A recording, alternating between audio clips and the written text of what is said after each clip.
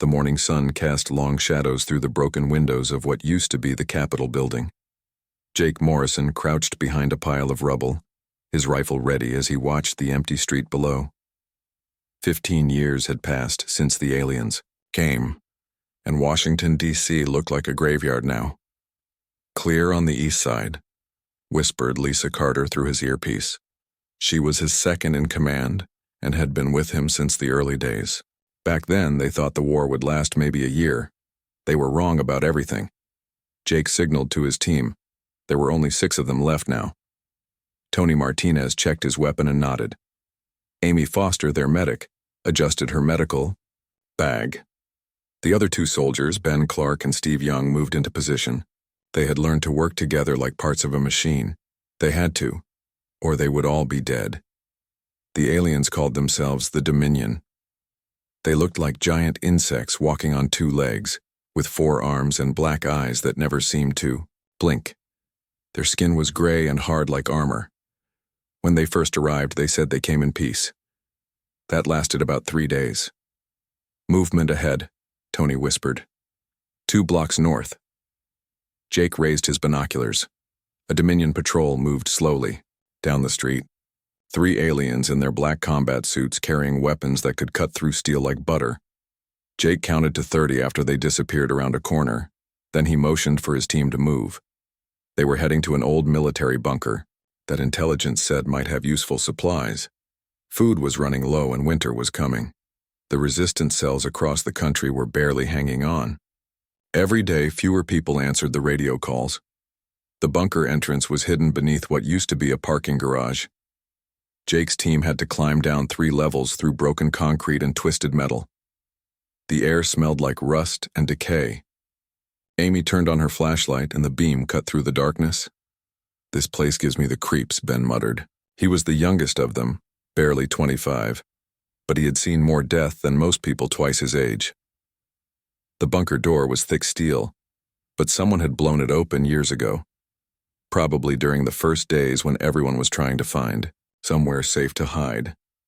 Jake stepped through first, his weapon raised. The inside was a mess, tables and chairs scattered everywhere, computer screens smashed, papers covering the floor like snow. This had been some kind of command center once. Now it was just another tomb. "Look around for anything useful," Jake ordered. "Food, weapons, medical supplies. We have 20 minutes before we need to move." Lisa started checking the storage rooms. Tony and Ben worked on the damaged computers, hoping to find something that still worked. Steve stood guard at the entrance. Amy began sorting through the medical equipment that was scattered across the floor. Jake walked deeper into the bunker. There had to be more rooms back here. His flashlight beam moved across the walls, showing old military posters and maps of the city from before the war. Everything looked so normal, like the people who worked here had just stepped out for lunch. That was when he heard it, a soft whimpering sound coming from the far end of the corridor. Jake stopped and listened. There it was again, weak and tired, but definitely alive. He followed the sound to a small room that might have been an office once. The door was half open, hanging on broken hinges. Inside, curled up on an old military blanket, was a dog. The animal was big, probably a German shepherd, but thin and clearly sick. His fur was gray and white, mostly white around the muzzle. Old, very old. Around his neck was a collar with metal tags that caught the flashlight beam. The dog looked up at Jake with tired brown eyes. His tail moved just a little, like he wanted to wag it but did not have the strength. Jake knelt down slowly. "Hey there, boy. What are you doing down here?" The dog tried to lift his head but could barely manage it. Jake could see his ribs through his thin fur. When was the last time this animal had eaten? Days? Weeks? Jake reached out carefully. Some dogs went wild during the war, became dangerous. But this one just watched him with those sad, intelligent eyes. When Jake's hand touched his head, the dog closed his eyes and made a soft sound that was almost like a sigh. The metal tags on his collar were old military issue. Jake lifted them to read in the flashlight beam. Trump was stamped on one tag. The other had numbers and letters that meant this was a working military dog. Bomb detection specialist, multiple deployments. "You're a soldier, aren't you?" Jake whispered. "Just like us." The dog's breathing was shallow and fast. Jake could see he was dying. Probably had been alone down here since the invasion started, somehow surviving on whatever he could find. 15 years was a very long time for any dog, but especially one who had been living like this. "Jake, we need to go," Lisa's voice echoed down the corridor. "I'm picking up Dominion signals on the radio. They're getting close." Jake stared at the dog. Trump. Even his name sounded like a soldier's name. Tough. Strong. But there was nothing strong about him now. He was just a sick, old animal who had been left behind when the world ended. The smart thing would be to leave. They barely had enough food and medicine for the humans in their group. A dying dog would just slow them down, use up resources they could not spare. Lisa would say that. Hell, Lisa would be right. But Jake looked into those brown eyes and saw something that reminded him why they were still fighting. Loyalty. Trust. The belief that someone would come back for you, even when everything went wrong. Jake took off his backpack and pulled out a water bottle. He poured some into his hand and held it near Trump's mouth. The dog lapped it up slowly, gratefully. "Jake," Lisa called again, more urgent this time. "Coming," Jake called back. He looked at Trump again. The dog was watching him, and Jake could swear he understood what was happening. Jake made his decision. He pulled the military blanket around Trump and lifted him carefully. The dog was heavier than he looked, but not by much. Too many ribs showing, too many bones Jake could feel through the thin fur. "Sorry, boy," Jake whispered. "This might be a rough ride." Jake carried Trump back through the bunker to where his team was waiting. When Lisa saw him, her face went hard. "Are you kidding me?" she said. "Jake, that thing is half dead. We can't—" "His name is Trump," Jake interrupted. "And he's coming with us." Lisa stared at him like he had lost his mind. Maybe he had. But Jake thought about all the things they had lost in this war. Their families, their homes, their country, their hope. Maybe it was time to save something instead of just watching it die. "The Dominion patrol is 6 blocks out and moving this way," Tony reported. "We need to go now." Jake adjusted Trump in his arms. The dog's eyes were closed, but he was still breathing. "Let's move," Jake ordered. As they climbed out of the bunker, into the gray morning light, Jake wondered if he had just made the biggest mistake of his life. Or maybe, just maybe, he had finally done something right. 3 days had passed since they found Trump in the bunker. Jake's team had moved to a safe house on the outskirts of the city, an old warehouse that used to store car parts. Now it was their temporary home, like so many places before it. Trump lay on a pile of blankets in the corner. Jake had given him half of his own food rations and most of his water. Amy had done what she could with their limited medical supplies. The dog was still weak, but his eyes were brighter now. He could lift his head and even manage to eat a little bit of the canned meat they had found. "You're wasting resources," Lisa said quietly as she watched Jake give Trump another drink of water. "That dog is going to die anyway. We should save the food and medicine for ourselves." Jake did not answer right away. He had heard this argument from Lisa twice already. She was not wrong. They barely had enough supplies to keep 6 humans alive. But every time he looked at Trump, he remembered something important. Something about why they were fighting this war in the first place. "He's getting stronger," Jake said finally. Lisa shook her head and walked away. Jake knew she was frustrated with him, but he also knew she would not push the issue. They had been through too much together. That night, Jake was on watch duty when Trump did something strange. The dog struggled to his feet and walked slowly to the window. His ears went up and he stared into the darkness outside. Then he looked back at Jake and made a soft whining sound. Jake moved to the window and looked out. At first he saw nothing, just the empty street and the broken buildings across from them. Then he heard it. The low humming sound that meant Dominion patrol vehicles were nearby. "Everyone up," Jake whispered urgently. "We have company." The team moved quickly and quietly. They had practiced this drill hundreds of times. Within 2 minutes they were packed and ready to move. But Trump was still standing by the window looking out into the night. "Come on, boy," Jake whispered, reaching for the dog. Trump looked at him and then back out the window. He walked to the back door of the warehouse and sat down looking at Jake expectantly. Jake frowned. The back door led to an alley that was usually blocked by debris. They never used that exit because it was too dangerous. But Trump seemed to know something they did not. The humming sound got louder. The Dominion vehicles were getting closer, to the front of the building. Jake made a quick decision. "Back door, move." "Jake, that alley is," Tony started to say. "Trust me," Jake interrupted. They slipped out the back door into the alley. Trump was right. The debris had been cleared away. Somehow, probably by other survivors looking for a way through, they could move freely toward the other end of the block. As they reached the street, Jake looked back. 3 Dominion vehicles surrounded the warehouse, their searchlights cutting through the windows. If they had stayed another 5 minutes, they would all be dead or captured. Trump had saved their lives. The next morning, they found shelter in an old subway tunnel. While the others rested, Jake sat with Trump and really looked at the dog's collar for the first time. The metal tags were worn but still readable. Besides Trump's name, there were service numbers and dates that told a story.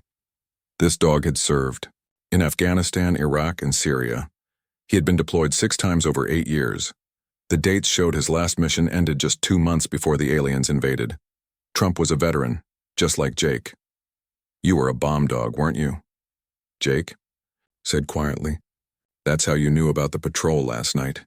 You could sense them coming." Trump looked at him with those intelligent brown eyes. Jake could swear the dog understood every word. Amy came over and sat down next to them. "He's recovering faster than I expected," she said. "Whatever was wrong with him, it wasn't just old age and hunger. It was like he had given up. But now..." She scratched Trump behind the ears. "Now he seems to have a reason to keep going." Over the next few days, Jake began to notice more strange things about Trump. The dog seemed to understand their radio communications even when the voices were too quiet for the humans to hear clearly. He could find hidden caches of supplies that other survivors had left behind, leading the team directly to them without any hesitation. Most impressive was how Trump acted during their missions. When they went out to gather intelligence or search for supplies, the dog stayed alert in ways that seemed impossible. He would freeze and stare in a direction several minutes before any of the humans heard or saw Dominion forces. His warnings gave them time to hide or find another route. "It's like he can see through walls," Ben whispered after Trump had warned them about an alien patrol that was still 3 blocks away. Jake was beginning to wonder if there was more to Trump than just good military training. The dog was acting like he had some kind of enhanced senses, beyond what any normal animal should have. One evening, while they were camped in an abandoned school, Jake found Trump standing in front of an old computer that was somehow still working. The dog was staring at the screen like he was reading the information that scrolled across it. News reports from other resistance cells around the world, updates on Dominion movements, supply requests, and casualty reports. "What are you looking at, boy?" Jake asked. Trump turned to look at him, then back at the screen. On the display was a map showing Dominion positions across the eastern United States. Red dots marked enemy locations, while green dots showed known resistance bases. Jake studied the map. Something was wrong with it. The information was too detailed, too accurate. How did whoever made this map know so much about enemy positions? Then Jake noticed something else. In the corner of the screen was a small symbol he had never seen before. It looked like a dog's head inside a circle, with numbers and letters around it that looked like military code. Trump made a soft sound and walked away from the computer. But Jake stayed there staring at the screen. That symbol meant something, and somehow Trump was connected to it. Later that night, Jake told Amy about what he had seen. She listened carefully, then looked over at Trump, who was sleeping peacefully on his blanket. "You think there's something special about him?" she asked. "I think he's more than just a military dog," Jake replied. "I think someone did something to him, changed him somehow." Amy was quiet for a long moment. During the first days of the invasion, there were rumors, stories about secret military programs, experiments with animals and technology. Most people thought they were just crazy talk. What if they weren't crazy? Jake asked. They both looked at Trump. The old dog was dreaming, his legs moving like he was running. In his sleep, he made small sounds that almost sounded like he was trying to talk. Jake reached over and gently petted Trump's head. The dog opened his eyes and looked at him with an expression that seemed almost human. Grateful, but also sad, like he was carrying some kind of burden that was too heavy for him alone. "Whatever you are," Jake whispered, "we're in this together now." Trump's tail wagged once and then he went back to sleep. But Jake stayed awake for a long time, wondering what secrets were hidden behind those intelligent brown eyes, and what role this old soldier dog might play in the war that had already lasted too long. 2 weeks after finding Trump, the dog did something that changed everything. Jake's team was moving through the ruins near the old Pentagon building when Trump suddenly stopped walking. He stood perfectly still for almost a minute, his head tilted like he was listening to something none of the humans could hear. Then he started walking in a different direction. "Where's he going?" Lisa asked. She had slowly started to accept Trump as part of the team, especially after he had saved them from 3 more Dominion patrols. Jake followed Trump without questioning it. The dog had not been wrong yet about danger or safe paths. Trump led them through broken streets and collapsed buildings, moving with purpose like he knew exactly where he was going. They walked for 2 hours. Trump never hesitated, never stopped to sniff around like a normal dog would. He moved like a soldier following orders that only he could hear. Finally, Trump stopped in front of what looked like a pile of concrete and steel beams. It was the remains of a government building that had been bombed during the first days of the invasion. Nothing special about it, just another ruin in a city full of ruins. But Trump walked around to the backside of the debris and started pawing at a specific spot on the ground. When Jake looked closer, he saw that the concrete blocks were not just randomly fallen. They had been arranged to hide something underneath. "Help me move these," Jake told his team. It took an hour of careful work, but they managed to clear away the blocks. Underneath was a metal hatch that looked like it had been installed recently. Someone had gone to a lot of trouble to hide this place. Jake opened the hatch. Below was a ladder leading down into darkness. Trump immediately started climbing down, using his claws to grip the metal rungs. Jake had never seen a dog do that before. "This keeps getting stranger," Amy whispered. The ladder led to a corridor that was clean and well lit. The walls were white, and the air smelled like electronics instead of the dust and decay they were used to.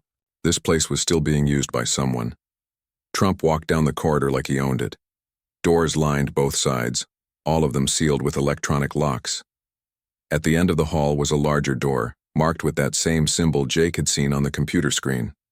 A dog's head in a circle with military codes around it. The door opened as they approached it. Inside was a room full of computers and screens, all of them working. Maps covered the walls, showing Dominion positions and resistance movements all over the world. But what caught Jake's attention was the man sitting in a chair in the center of the room, except it was not exactly a man. It was more like a hologram, translucent and flickering slightly around the edges. The figure wore an old military uniform with colonel's rank insignia. "Welcome," the hologram said. "I was wondering when Trump would finally bring someone here." Jake raised his weapon, but the figure held up a hand. "I'm not your enemy, soldier. My name is Colonel Pete Rogers. Or rather, I was Colonel Pete Rogers before the invasion. Now I'm something different." Trump walked over to a panel next to the colonel's chair and sat down. Lights began flashing on the panel, and information started scrolling across the screens around the room. "Trump is interfacing with our systems," the colonel explained. "He's been doing that for years now, gathering intelligence and coordinating with our network." "What network?" Jake demanded. The colonel smiled sadly. "Project Cerberus. We started it 5 years before the invasion, when we realized that conventional military tactics might not be enough to protect this country. We took our best military working dogs and enhanced them." One of the wall screens lit up, showing technical diagrams that Jake did not understand. Brain scans, computer chips, genetic modification charts. We gave them neural implants that connected their natural instincts to our most advanced computer systems. The idea was to create a new kind of soldier, one that combined human technology with animal senses and loyalty. Amy stepped forward. You experimented on dogs? We enhanced them, the colonel corrected. We made them better, smarter, more capable. Trump was one of our final test subjects when the aliens arrived. The screen changed to show a map of the world. Green dots appeared in dozens of locations across every continent. 12 dogs survived the initial invasion, the colonel continued. They scattered across the globe, but they never lost contact with each other or with this facility. They've been building a resistance network for 15 years. Jake stared at the map. Those green dots are locations where our enhanced dogs are operating. Each one has been gathering intelligence, protecting human survivors, and preparing for the day when we could finally fight back effectively. Trump made a soft sound, and more information appeared on the screens. Detailed schematics of Dominion technology, troop movements, supply lines, and what looked like the layout of a massive ship. The Dominion command ship, the colonel explained. It's hidden in the Pacific Ocean about 200 miles west of California. That ship controls everything the aliens do on Earth. It sends out a neural dampening field that has been limiting human technology and communication abilities. Lisa stepped closer to the screens.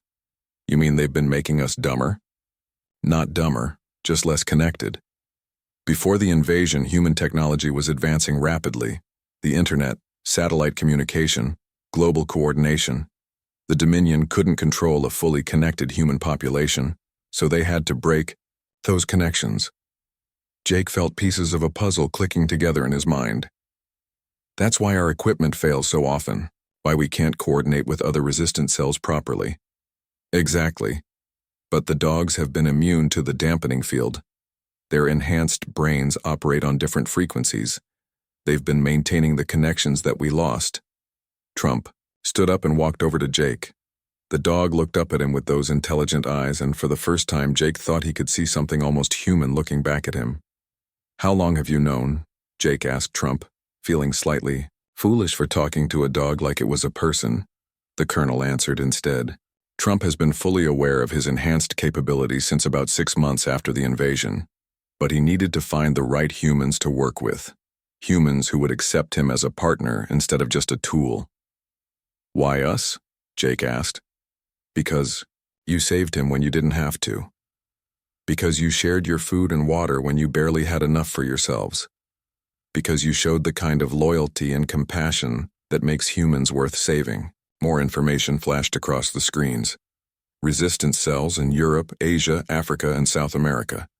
All of them connected by enhanced dogs who had been working together for over a decade. The network is almost ready, the colonel said. We have enough intelligence now to strike at the command ship. But we need human soldiers to carry out the actual attack. We need people like you. Jake looked around the room at all the technology, all the information, all the evidence of a secret war that had been going on right under everyone's noses. What do you need us to do? He asked.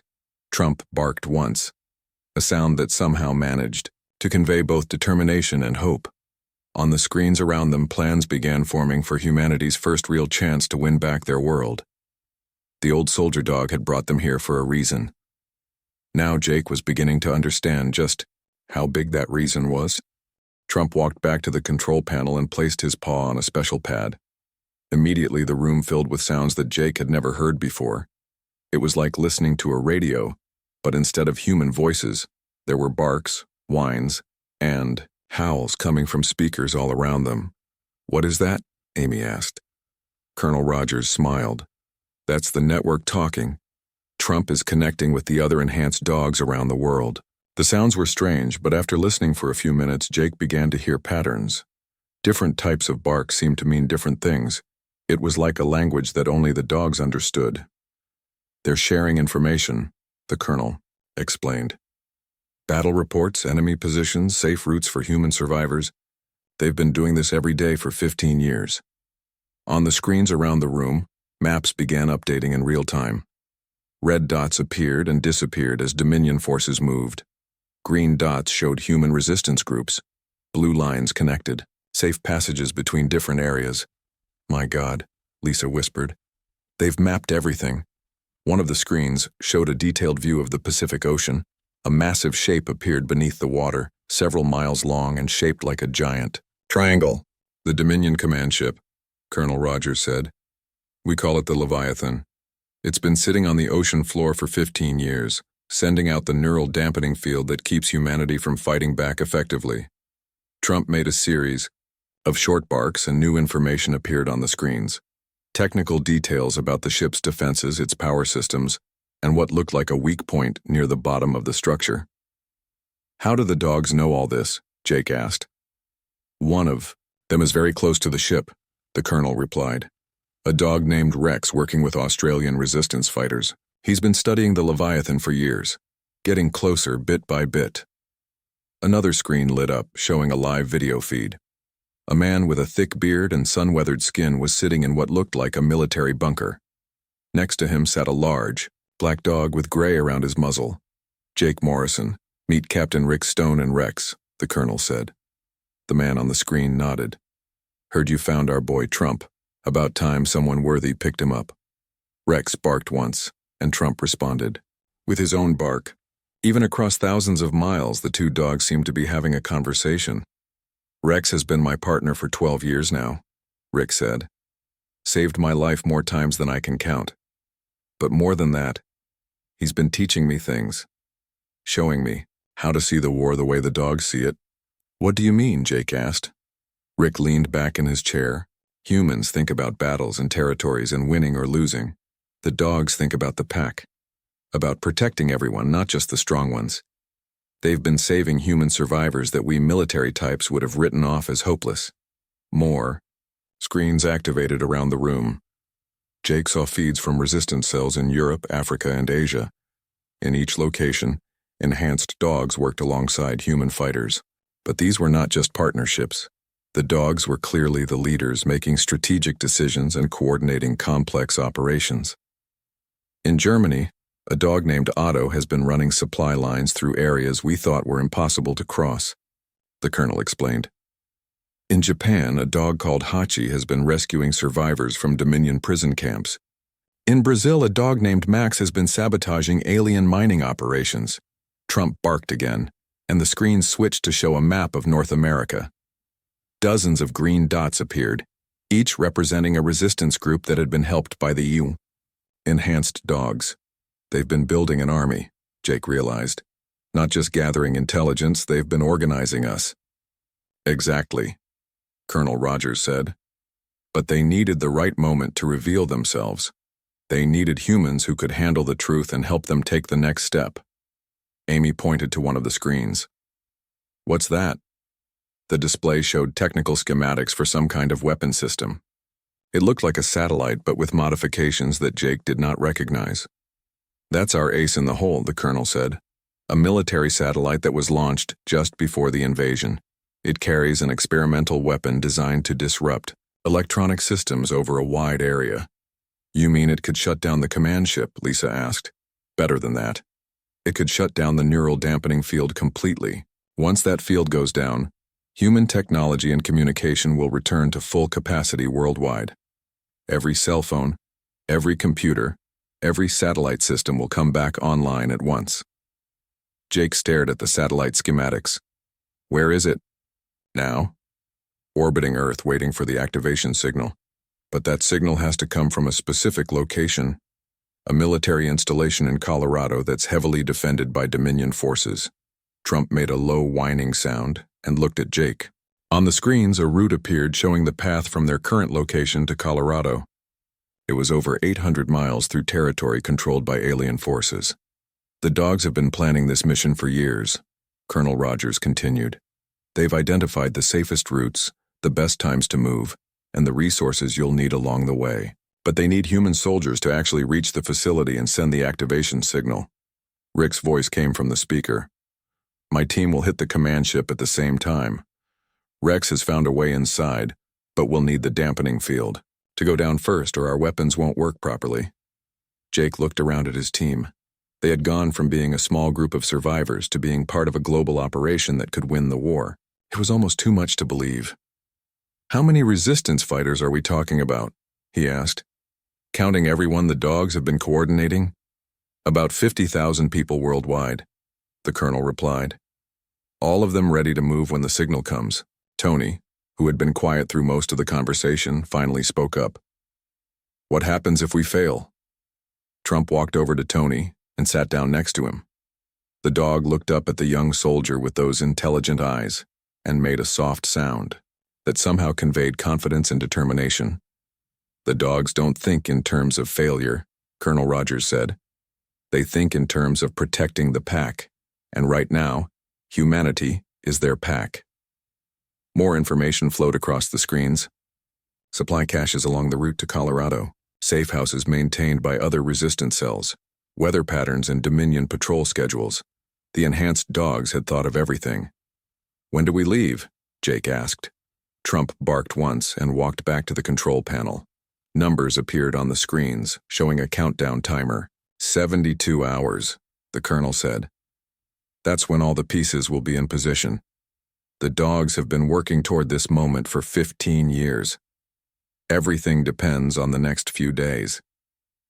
Jake felt the weight of responsibility settling on his shoulders. They were not just 6 survivors anymore. They were the key to humanity's future. Trump came back to Jake's side and looked up at him.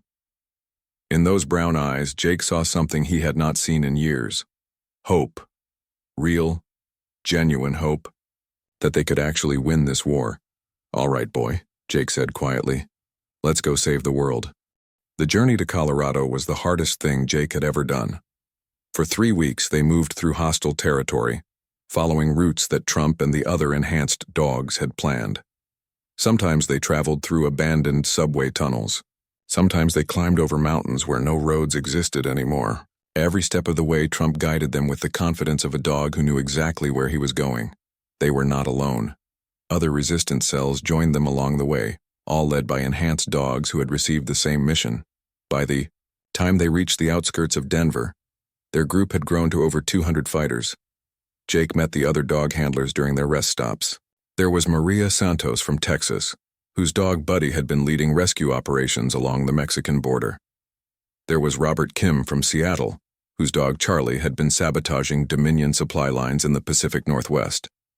Each story was the same. The dogs had found worthy humans and slowly revealed their true nature.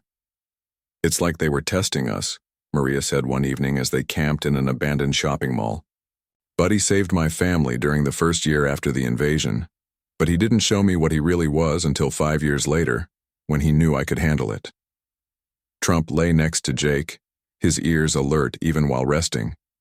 The dog had changed during the journey. He seemed stronger, more focused. The closer they got to their destination, the more he acted like the enhanced soldier he truly was. On the morning of the final day, they reached the hills overlooking the Colorado military installation. Jake used binoculars to study their target. The Cheyenne Mountain Complex had been a secret government facility before the war.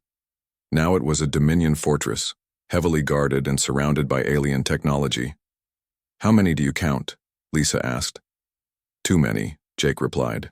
The facility was crawling with Dominion soldiers. Flying patrol craft circled overhead. Energy barriers protected the main entrance. Trump made a soft sound and walked to a flat rock nearby.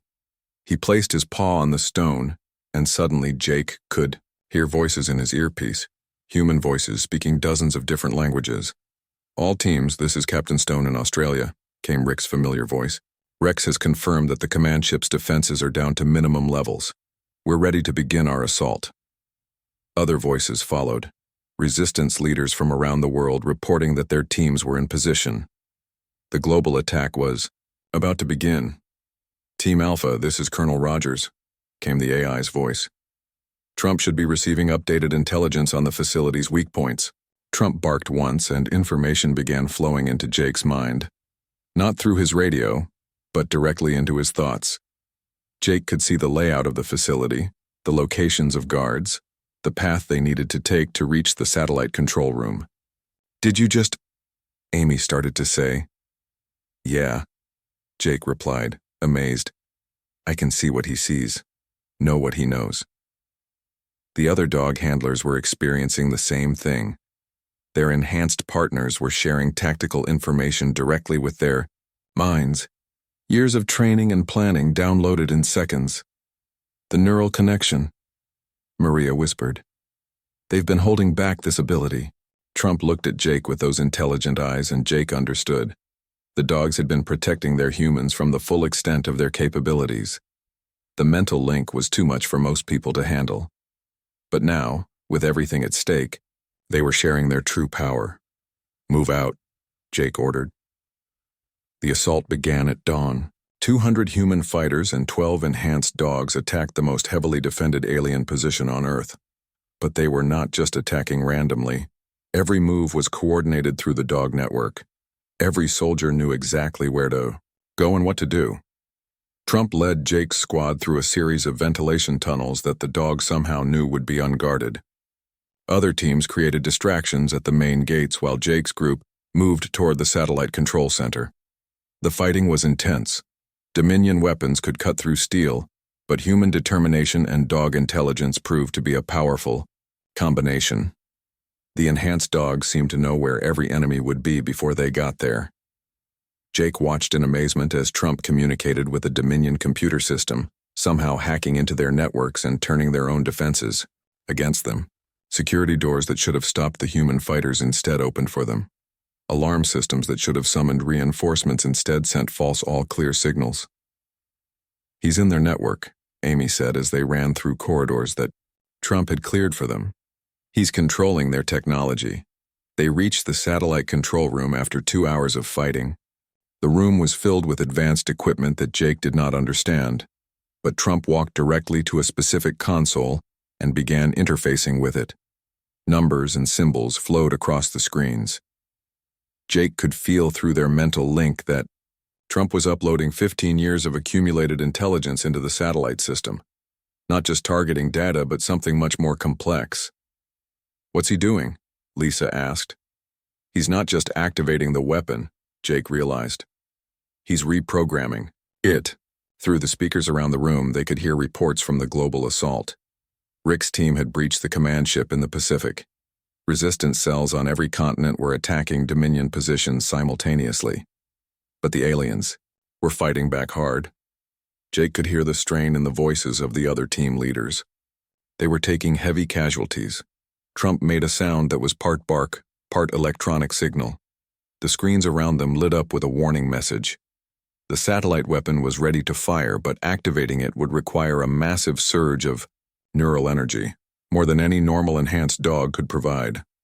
It'll kill you, Jake said, understanding what Trump was planning. Trump looked at him calmly. In that look, Jake saw 15 years of waiting, planning, and hoping. The old soldier dog had found his final mission. There has to be another way, Amy said. But Trump was already connecting himself to the control system. Cables and neural interfaces that Jake had not noticed before extended from the console and attached themselves to Trump's collar. The room filled with energy. Jake could feel it through their mental link, the incredible strain as Trump channeled the power of the entire dog network through himself and into the satellite. On the screens, a map of Earth appeared. A pulse of energy shot out from the satellite, washing over the planet like a wave. Wherever it touched, the neural dampening field disappeared. Instantly, Jake's radio came alive with clear signals from around the world. Cell phone networks activated, internet connections restored. 15 years of technological isolation ended in a single moment. Through Trump's fading connection, Jake felt the moment when humanity's full technological power came back online. Every computer, every satellite, every communication system that had been suppressed by the Dominion suddenly worked perfectly again. Trump collapsed, but he was still breathing. The dog looked at Jake with tired but satisfied eyes. You did it, boy, Jake whispered. You actually did it. Around the world, the tide of battle was turning as human technology returned to full capability. The moment the neural dampening field disappeared, everything changed. Jake's radio exploded with voices from around the world. Military commanders who had been silent for 15 years suddenly came back online. Satellite communications that had been dead started working perfectly. Even the internet began connecting again, linking isolated human survivors across the globe. But the most amazing thing was what happened to the Dominion forces. Their technology, which had been so superior to human weapons, suddenly started malfunctioning. Their ships fell from the sky. Their energy weapons stopped working. Their communication systems went silent. The dampening field wasn't just limiting us, Amy realized as she watched alien vehicles crashing outside the facility. It was also protecting them from our interference. Trump lay on the floor next to the control console, breathing slowly but steadily. The neural interfaces were still connected to his collar, and lights continued to flash across his enhanced collar tags. He was alive, but changed. Jake could feel through their mental link that Trump's consciousness was no longer contained just in his physical body. "Can you hear me, boy?" Jake asked quietly. Trump's eyes opened, but when he looked at Jake, it was different. There was something vast and connected behind those brown eyes now. Through the speakers around the room, Trump's voice came through clearly for the first time. "I can hear you, Jake," the voice said. It sounded like an older man, calm and wise. "I can hear everything now." Lisa stepped back in surprise. "He's talking." "Not just talking," Trump replied through the speakers. "I'm connected to every computer system on Earth. Every satellite, every network, every piece of technology that the dampening field was blocking. I can see the whole world at once." On the screens around them, images flashed from every continent.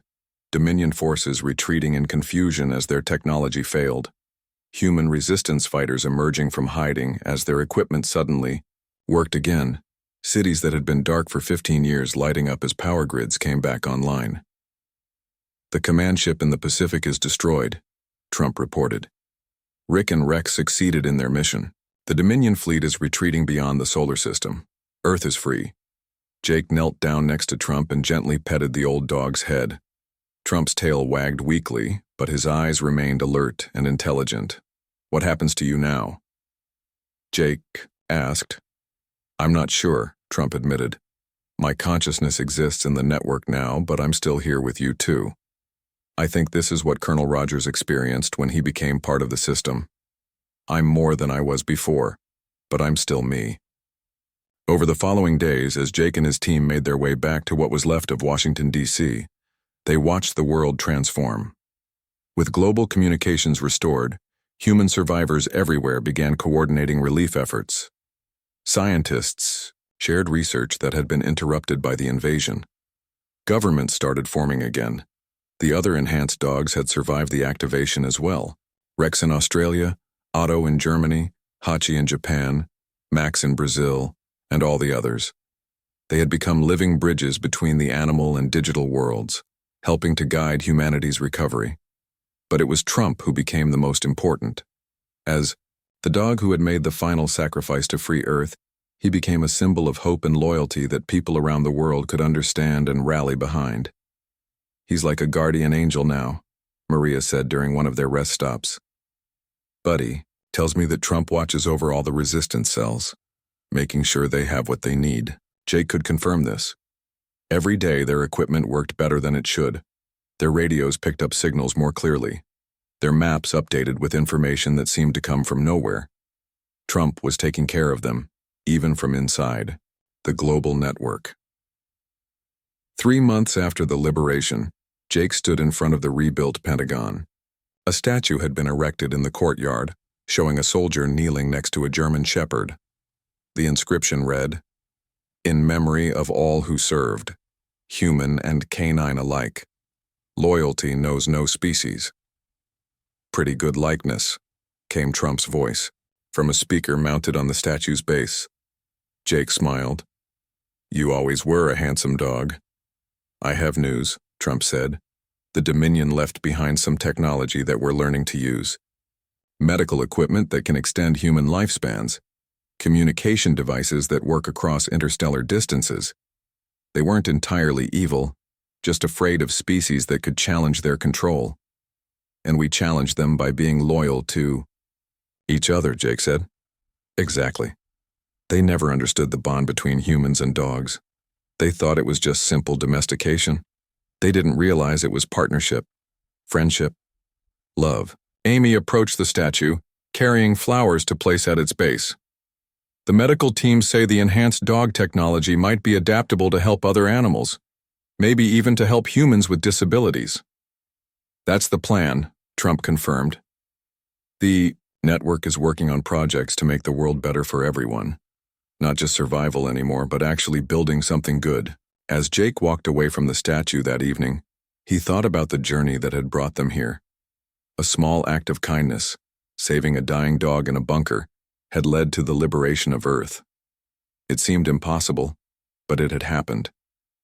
His radio crackled to life. "Jake, this is Captain Stone in Australia. Rex wants to know if you and Trump would like to visit sometime. He says the beaches here are perfect for playing fetch." Jake laughed. Even after becoming part of a global digital consciousness, the dogs were still dogs at heart. "What do you think, Trump?" Jake asked. "I think," Trump's voice came through the radio, "that sounds like the best idea anyone's had in 15 years. But you'll have to throw the stick. I'm not as mobile as I used to be." That night, Jake camped under the stars for the first time since before the invasion. The sky was full of human satellites again, and city lights twinkled on the horizon. The world was healing. Through his earpiece, he could hear Trump talking quietly with the other enhanced dogs around the world. They were planning new projects, coordinating relief efforts, and sharing stories about their human partners.